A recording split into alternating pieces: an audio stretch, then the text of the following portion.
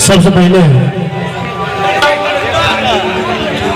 बाके बिहारी लाल प्रभु श्री कृष्ण के चरण कमल में वंदन करे, माँ कमला के प्रणाम करे, माँ भगवती के नमन करे, भोले शंकर के प्रणाम करे। तो उपस्थित सब श्रोता के हम माधव प्रणाम करे छी, गोर लगे छी।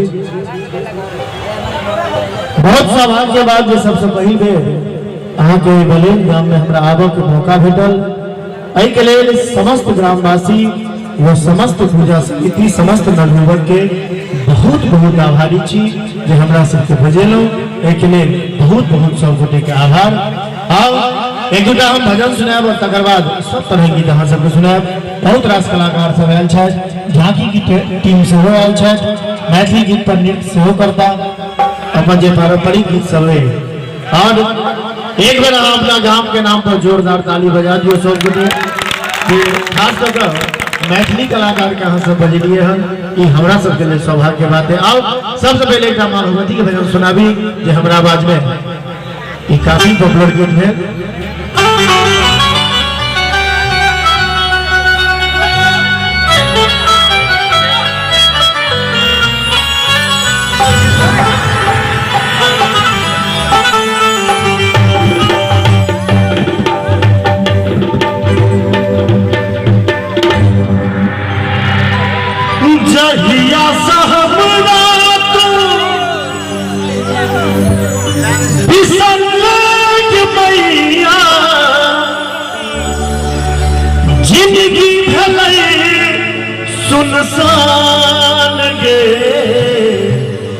ईमानदारी से कहियो कते गोटे गीत सुनने छी, एक बार दोनों हाथ उठा दिए सुन सुने और ताली बजा के हमरा संगे जय जय जो के मैया की के जो के मैया की के अपना बता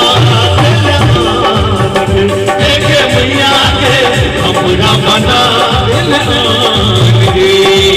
जहिया हमरा तू समझ मैया जिंदगी भले सुनसान के जो के मैया की के जो के मैया की के अपना बता देना एक मैया के अपना बता देना।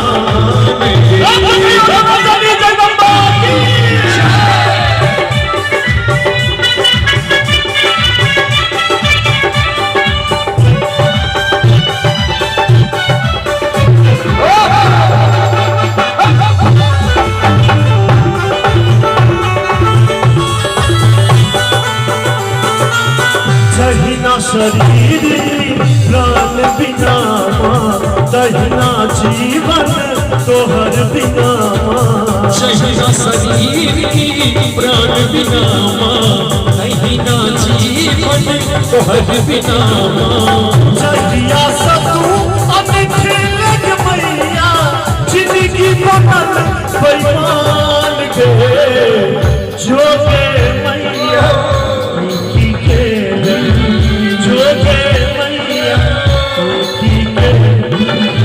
जखन हम सब गांव प्रवेश करने चलो और मंदिर पर जे हम सब कीर्तन देखलिए हो, हमर सबके अंदर से मन खुश भ गेल। एते सुंदर कीर्तन सुनकर जते गोटे कीर्तन करे छले हुनका सब ले एक जोरदार ताली बजा दियो सब गोटे। जो के मैया की के जो के मैया की के हमरा बना देना ए मैया के हमरा बना देना।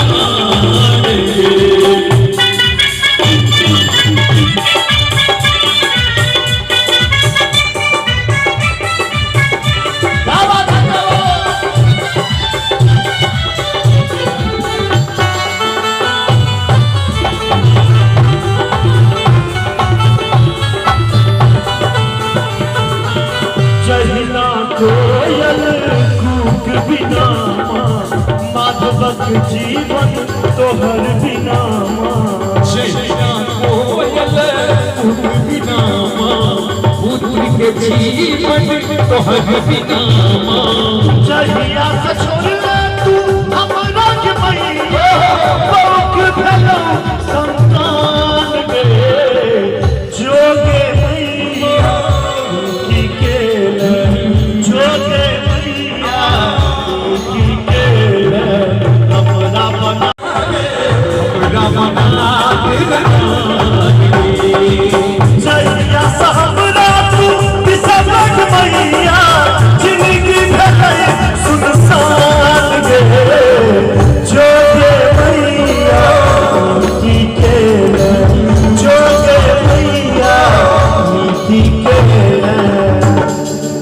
बेर माँ भगवती के नाम पर दोनों हाथ उठा दियो सब गोटे।